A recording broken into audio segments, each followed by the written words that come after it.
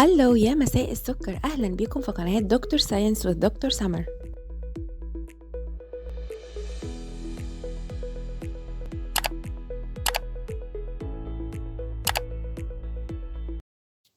هنكمل مع بعض شرح ثيم 2. هننقل بعد كده على موضوع تاني وهو ال changes in environment أو التغيرات اللي بتحصل في البيئة. سبحان الله مفيش حاجة بتفضل على حالها. ففي أحيانا البيئة بيحصل فيها شوية تغيرات كده. التغيرات دي أحيانا بتسبب مشاكل وبتسبب بعض الأضرار، وأحيانا التغيرات دي رغم إن ليها أضرار بيبقى ليها فوائد أخرى. تعالوا ناخد أمثلة من ال changes اللي بتحصل في الانفايرمنت. أول مثال هناخده الدروت، تاني مثال الفلودز. دروت يعني الجفاف، الفلودز يعني الفيضانات، الفاير يعني النار، البوليوشن اللي هو التلوث. كل حاجة هناخد عنها معلومة، هنعرف السبب بتاعها، والسبب يعني كوز، وهنعرف الإفكت بتاعها يعني التأثير. الكوز هنعرفه، كلمة كوز معناها it is something that creates change، الحاجة اللي بتعمل التغير ده في البيئة. الإفكت اللي هو التأثير ده it is the change we observe أو we see، ده التغير نفسه اللي احنا بنشوفه أو بنلاحظه في البيئة. تمام، ناخد أول تغير عندنا أو أول change in the environment وهو الدروت. دروت يعني الجفاف. الجفاف ده بيحصل ليه؟ بيحصل أو الكوز بتاعه إنه مفيش مطر لمدة طويلة، فبنقول الكوز بتاعه no rain for a long time. فإيه اللي بيحصل؟ اللاند become hard، الأرض طبعا بتبقى ناشفة وجافة، مفيش plants بتنمو فيها. فالإفكت بتاعه إن plants not survive، plants ما بتقدرش تنمو فيها. animals move to another place، أو الحيوانات بيبدأوا يبحثوا عن habitat تانية، بيئة تانية مناسبة يقدروا يعيشوا فيها، علشان مفيش مية، هم بيبحثوا عن أي بيئة تانية يكون فيها مصدر مية. هناخد التشينج التاني اللي بيحصل في الانفايرمنت. التشينج ده اسمه فلودز. فلودز يعني فيضانات. ايه الكوز بتاع الفيضانات؟ عكس الدروت تماما. الدروت او الجفاف بيحصل بسبب نو رين، الفلودز بقى بتحصل او الكوز بتاعها heavy rain او more rain، فبيبقى فيه a lot of water on the ground، بيبقى فيه ميه كتير جدا على الارض. تمام، ده الكوز بتاعه. الافكت بتاعه، التأثير بتاعه، الفلودز ليها تأثير إيجابي وتأثير سلبي، ليها harmful effect وليها useful effect. إيه الهارمفul effect بتاع الفلودز؟ إن التأثير الضار بتاع الفيضانات إن هي بتغسل التربة، فبتعمل إزالة لكل النباتات اللي موجودة على التربة، فبالتالي النباتات بتموت، وبتبقى التربة بتموت وبتبقى زي عايمة كده لفترة طويلة. فما يقدرش في نباتات تنمو فيها إلا بعد فترة. تمام، فده أول إفكت بتاعها. الإفكت بتاعها إن هي wash the soil and the plants، بتغسل كل السويل وكل البلانتس من عليها. التأثير الضار التاني إن الأنيمالز طبعا مش هتعرف تعيش في الفلودز دي، أو بعض الحيوانات يموتوا. other animals can go أو move away، الأنيمالز التانية هتضطر تهرب وتدور على هابيتات تانية تقدر تعيش فيها. ده التأثير الضار. ايه التأثير النافع للفلودز؟ اليوسفul effect of floods ان هي bring new seeds، بتجيب بذور جديدة وبترميها في التربة دي، فبتنمو في المكان ده نباتات جديدة من أول وجديد. تمام، التشينج التالت في الانفايرمنت وهو الفاير، النار. الكوز بتاعه ممكن يكون حاجتين، يا إما برق أو شرارة برق بتطلع فبتمسك في بعض الجراس أو العشب الناشف في الغابات فبتعمل نار، أو إن الإنسان بيعمل نار بنفسه بس للأسف ما يقدرش يتحكم في النار دي، فالنار دي بتنتشر جدا وبتبقى كبيرة جدا فبتعمل حرق كبير جدا في الغابات. تمام، فالكوز بتاعه أول حاجة lightning strikes dry land and grasses، البرق لما بيضرب العشب الناشف على الأرض. السبب التاني human made fire، أو الإنسان اللي عمل النار دي لأي سبب كان، ممكن مثلا مجموعة في رحلة مولعين في العشب دوت فبيتدفوا، فالنار ولعت زيادة عن اللزوم، كانت out of control، ما قدروش يعملوا عليها كنترول، فزادت النار جدا وبقوا مش قادرين يسيطروا عليها.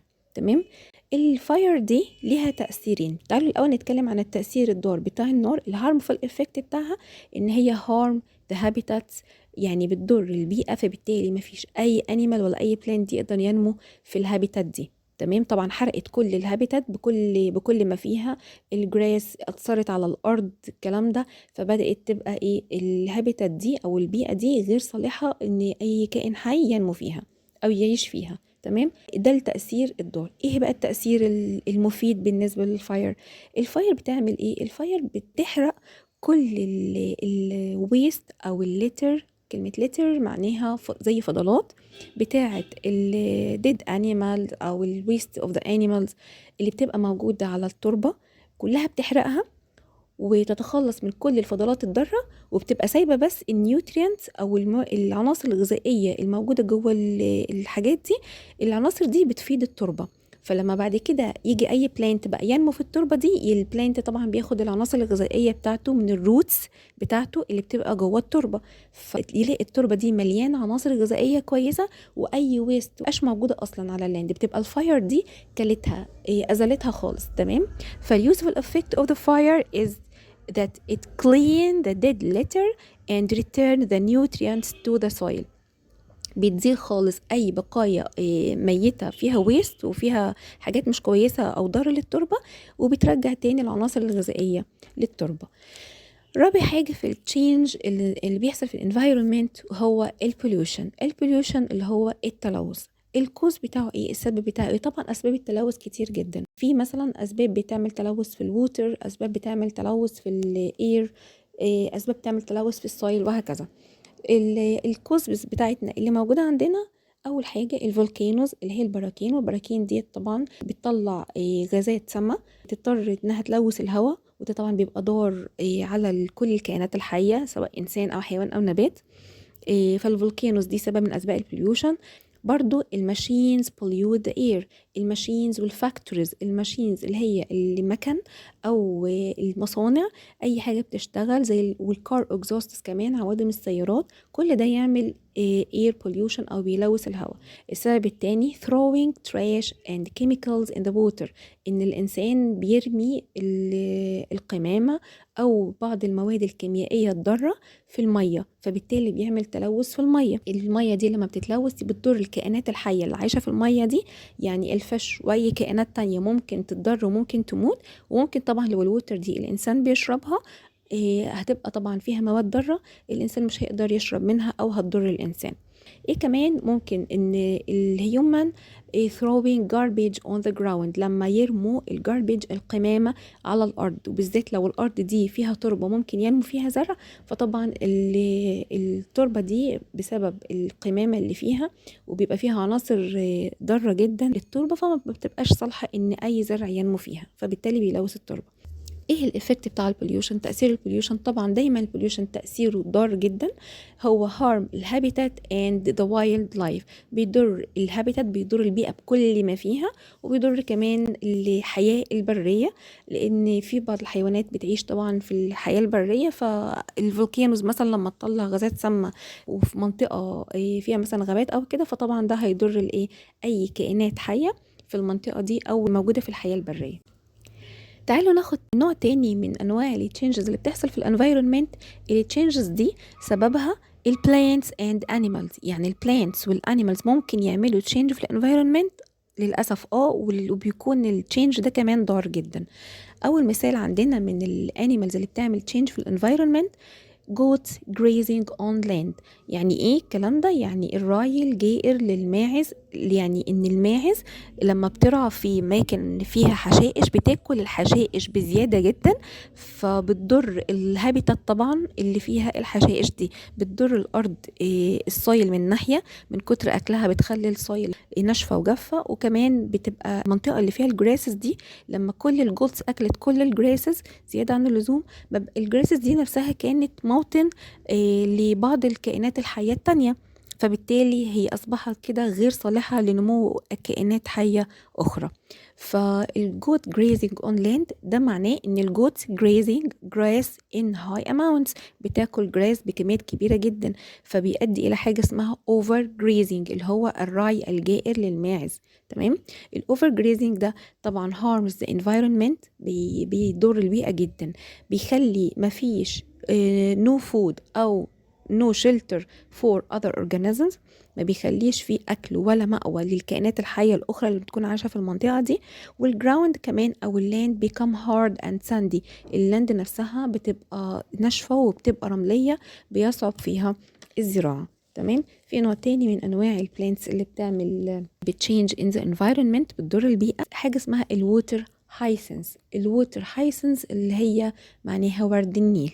الووتر هايسنس ده نوع من انواع البلانتس اللي live in the Nile River in Egypt، بيعيش على ضفاف نهر النيل في مصر. النبات ده بيكون او اسمه invasive plant يعني نبات غازي. يعني ايه غازي؟ يعني بيغزو على سطح المية، يعني متطفل كده، بينمو بكثرة جدا على سطح المية. ممكن يكون شكله حلو بس هو للأسف ضار جدا جدا للبيئة والكائنات الحية اللي عايشة في المية. تمام. النبات ده كمان float in water، بيعوم على سطح المية.